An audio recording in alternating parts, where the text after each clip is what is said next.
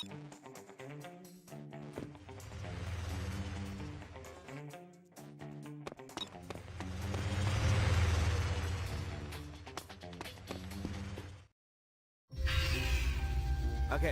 here's the deal.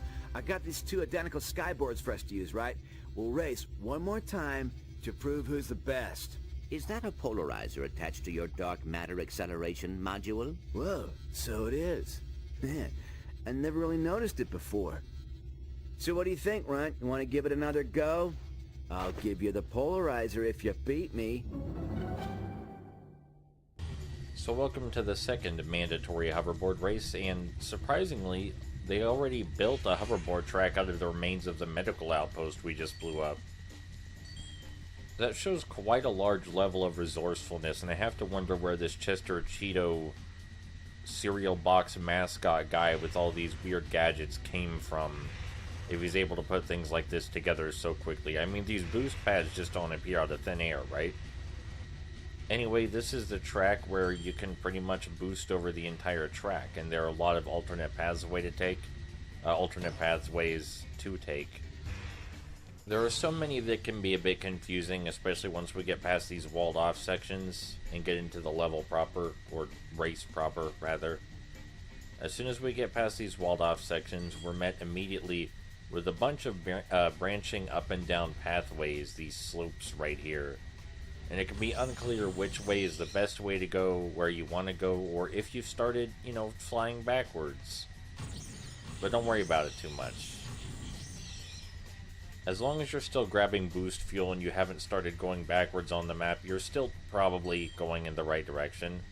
And once we do get out of this twisty-turny clusterfuck, we get onto the part of the race where we can start boosting over the entire track without any penalty whatsoever. And it's really good. You're supposed to do some minor platforming after you get out of this twisty clusterfuck, but if you've built up enough boost, you can just fly over so much of it that it's a non-issue. Like, you don't even have to worry about most of the obstacles here. It's really entirely optional if you want to bother, or if you just want to fly over everything. It is possible to boost so far to the right here that the game registers you as dead, but it also registers that you've passed the lap. And that's a really easy way to glitch the game out. Give you credit for passing the lap even though you didn't really cross the finish line, and you in fact just went so far out of bounds that you died. So that's fun. This track is what I was talking about when I was saying the course design gets really crazy, maybe a little hard to follow, but definitely encourages use of the mid-air boost mechanic. Maybe a little too much, but I think having a hoverboard section this crazy and unique definitely helps size matters, because these hoverboard sections are my favorite minigame in the game, and there are a lot of minigames in this video game, so these hoverboard sections are some of my favorite parts. I do think it's good you only have to do 2 of them, because I could see a lot of people being alienated by the floaty controls and really weird course design that, as you're seeing, can be quite confusing, because at times you can have no idea where you're going, and there are so many things that you can easily boost over, you wonder whether you're breaking the game or not, and maybe you are, but that's not important. I like these hoverboard sections, I understand why other people don't, but this is the last one we're doing either way. And we're going to get a really plot-important gadget for it that will lead to some of my favorite gimmick puzzles in the game. Gimmick platforming, a little bit of both. But yes, I think the hoverboard sections are fun and cool, and if you want to do more of them, there are more to do. We're just only doing the ones necessary for the story. And I'm cutting out the other minigames because I don't like them very much. And they aren't necessary for the story, technically. Only the hoverboard minigame is technically necessary for the story.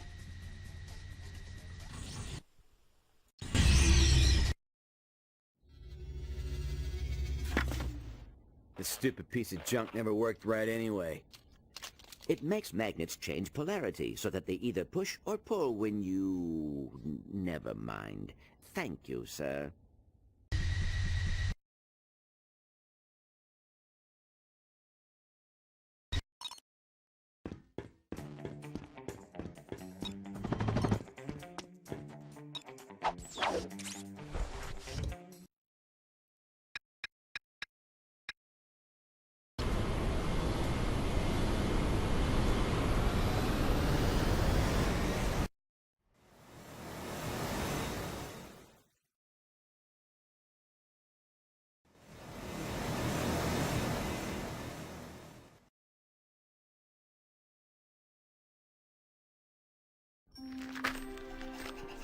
This doesn't look too hospitable.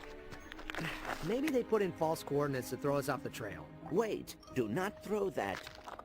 Whoa, look at this. It's a hover car. Good eyes, pal. I was about to toss our only hope halfway across the planet.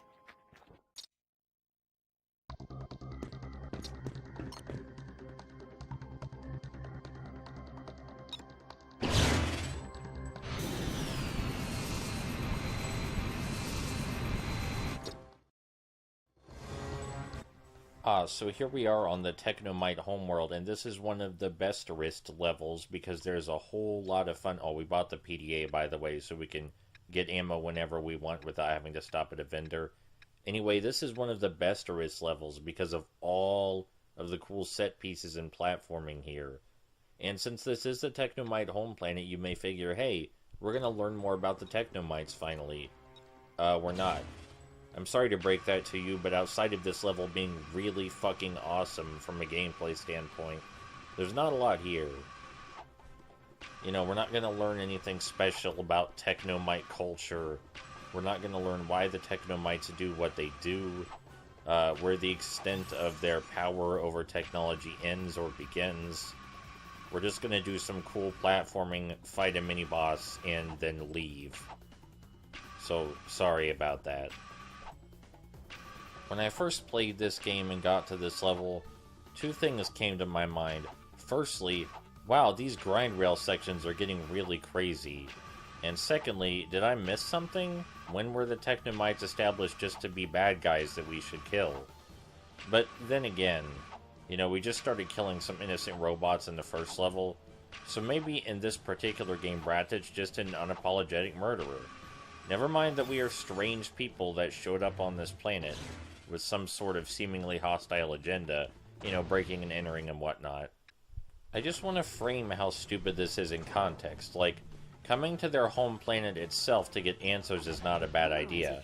But coming to their home planet and killing them and fucking everyone up, and fucking up their entire, you know, whatever this is, their luggage system, fucking this up and killing that dude, that's probably why they're gonna kill us now. For all they knew, we were here peacefully. But now that we killed that guy with luggage, they're gonna slaughter us. And they have every right to. We never really hold any conversations with any of the average Technomites.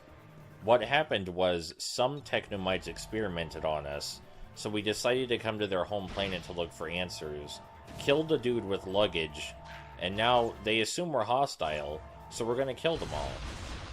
I feel like we're skipping over some sort of rationalization for this murder we're currently doing. Like, if someone kidnapped you and experimented on you, and they were of a different race than you, would you immediately assume that whole race was at fault? Or just a person who kidnapped and experimented on you and who's working with them?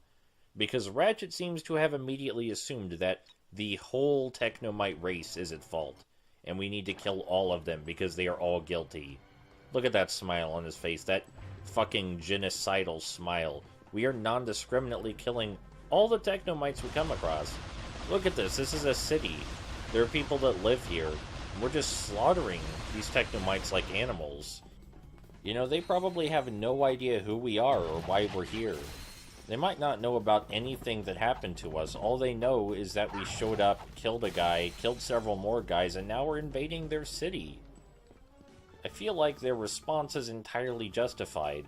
Never mind that even if they were working with Luna, they could have been fed propaganda, and they could be fighting us under false pretenses. Like we may have been able to talk this out with them, but we came in guns blazing.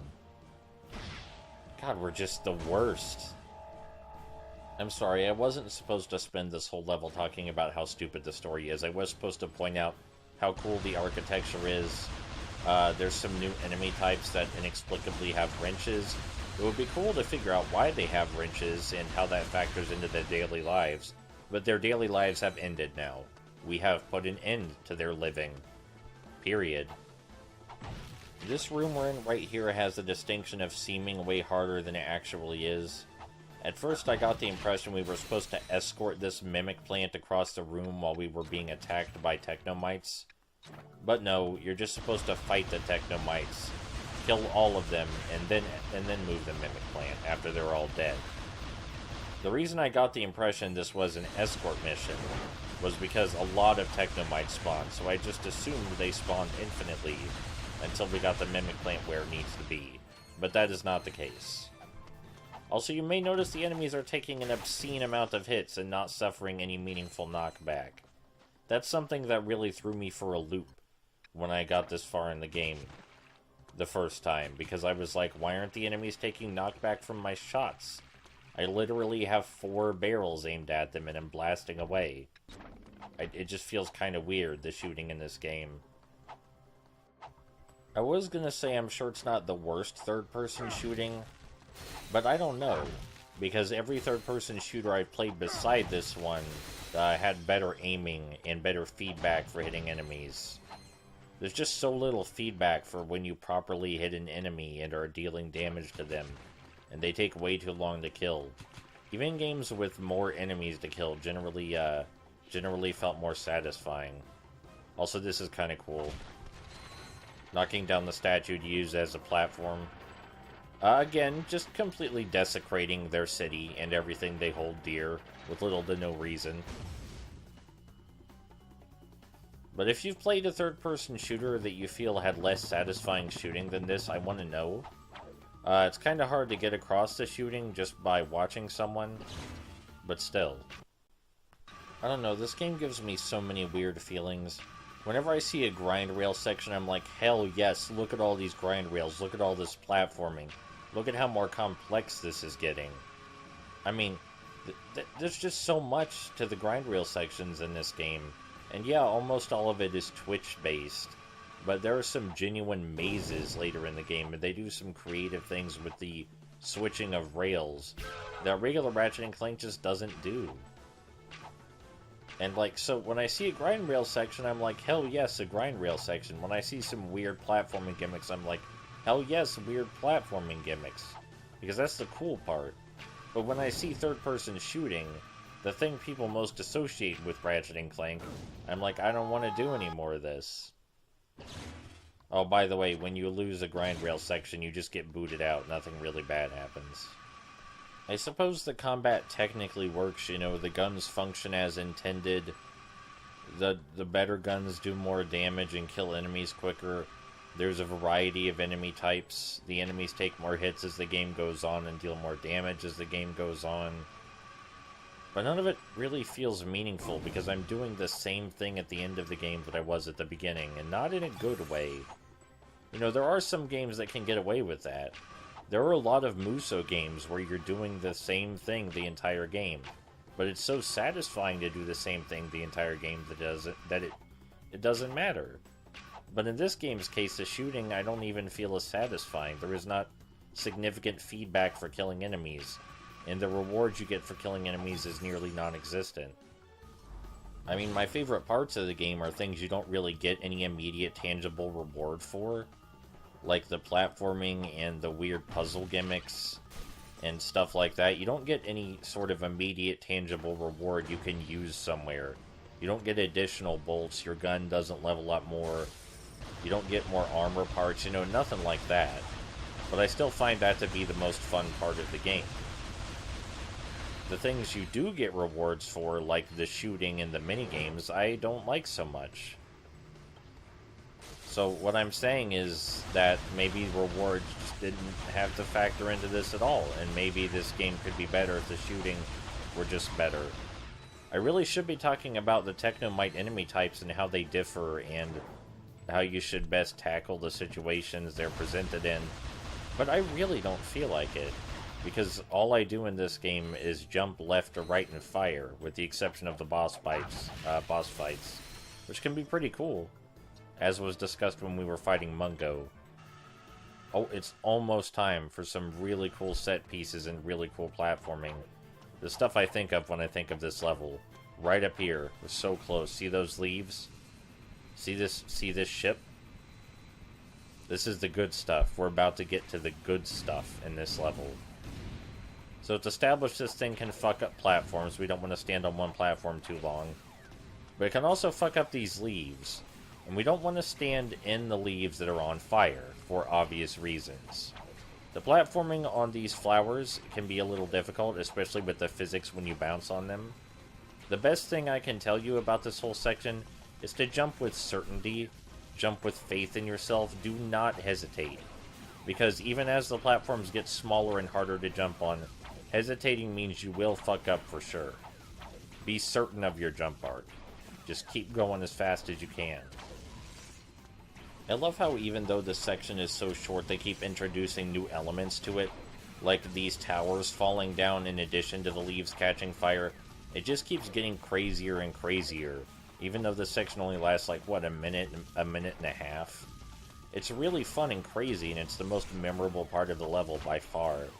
This is the stuff you might think of when you think of a Ratchet & Clank game where you play as a mini Ratchet & Clank. Cool stuff like that. It's already over, though. But then again, the level itself is pretty much over. We just have a mini-boss to go to. I would say that bit of platforming we just did is a pretty nice climax to the level, honestly. And down here is the mini-boss against a Technomite dropship. We just gotta shoot at it a bunch until it dies. There are enemies that spawn at the sides, but they are of non-importance. They are completely negligible. We can just keep firing at the dropship with our not lacerator. What's it called? It doesn't matter. Is it called the lacerator? Yes. Okay. We can keep firing at the dropship with our lacerator until it goes down and jump over its really basic projectile attack. Or you could probably just tank the hits if you wanted to. It really doesn't matter. It dies fast. This game is so weird. It feels so weird commentating over this game because I have such mixed feelings on it. And sometimes I'm talking about it like it's the worst. And other times I'm like, look at how cool this is, and I don't know how to feel.